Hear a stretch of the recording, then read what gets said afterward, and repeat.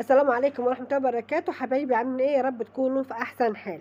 النهارده ان شاء الله هنعمل الصابون التحفة ده عشان خاطر في سلسلة صابون ملون عشان نعمل مسحوق شركات. قبل ما نبدأ نسمي الله، بسم الله الرحمن الرحيم، ونصلي على رسول الله، اللهم صل وسلم وبارك على سيدنا محمد وعلى اله وصحبه اجمعين. لو عجبك الفيديو يا ريت تعملي لي لايك، وما تنسيش اللايك وتشتركي في القناة لو مش مشتركة، وفعلي زر الجرس يوصلك مني كل جديد. نبدأ على بركة الله. اول حاجه هنشتغل بالزيت المستعمل، مش هنجيب زيت نضيف ولا اي حاجه، هو الزيت المستعمل اللي عندك، زيت سمك، زيت فلفل، زيت بطاطس، زيت اللي زيته مش مشكله. يبقى خدنا كوبايه من الزيت المستعمل، وهنحط الكوبايه ليها نص كوبايه ميه، كوبايه الزيت عليها نص كوبايه ميه ومعلقتين بطاطس.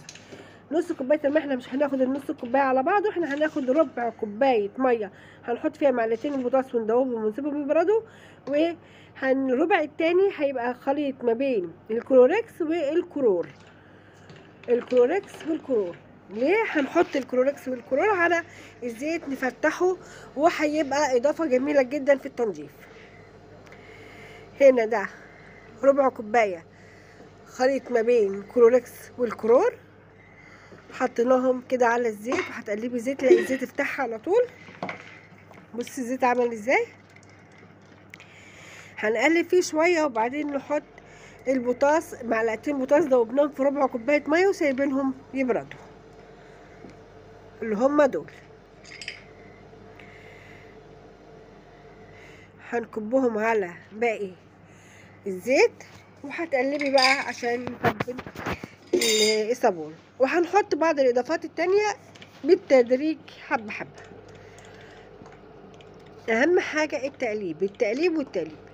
انا بقلب شويه واروح اعمل حاجه شويه واسيبها شويه واشتغل فيها تاني شويه لو ايدك بتوجعك. هنحط بقى معلقتين من مسحوق، اي نوع مسحوق انت بتستخدميه، 3 معالق مسحوق، اي نوع مسحوق انت بتستخدميه.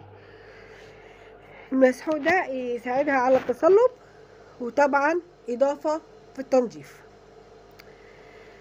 يبقى حطينا الاضافات، هو اساس صابون الصلب زيت وبطاس. احنا حطينا كلوركس وكلور، وحطينا دلوقتي المسحوق، مسحوق الغسيل البودر العادي.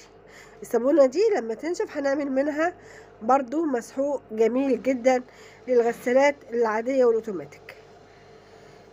كده حطينا حبه من اللون. طبعا انتوا عارفين المسحوق العادي بيبقى فيه الوان ازرق واحمر وكده، احنا يعني هنلون شويه. وطبعا انتي بتحطي تقلبي، انا قلبت كتير، وقبل ما يصبن بحاجه بسيطه حطيت اللون عشان يبقى بيساعد يعني يدوب مع الصابون والزيت.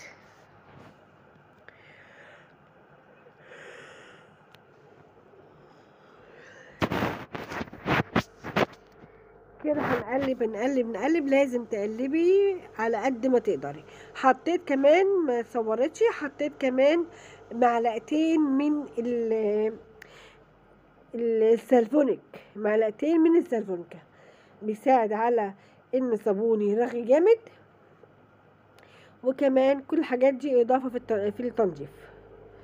كده ثبتهم في القوالب، طلعوا 4 صابونات بالشكل ده. هنسيبهم بقى ينشفوا في يوم في يومين، زي ما ياخدوا ساعة ساعتين يوم يومين براحتهم.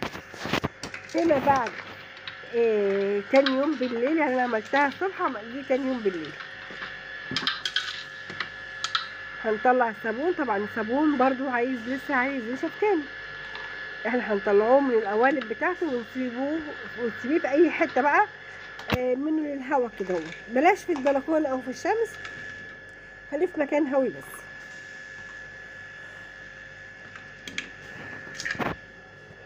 ده كده الصابون اللي احنا عملناه النهارده.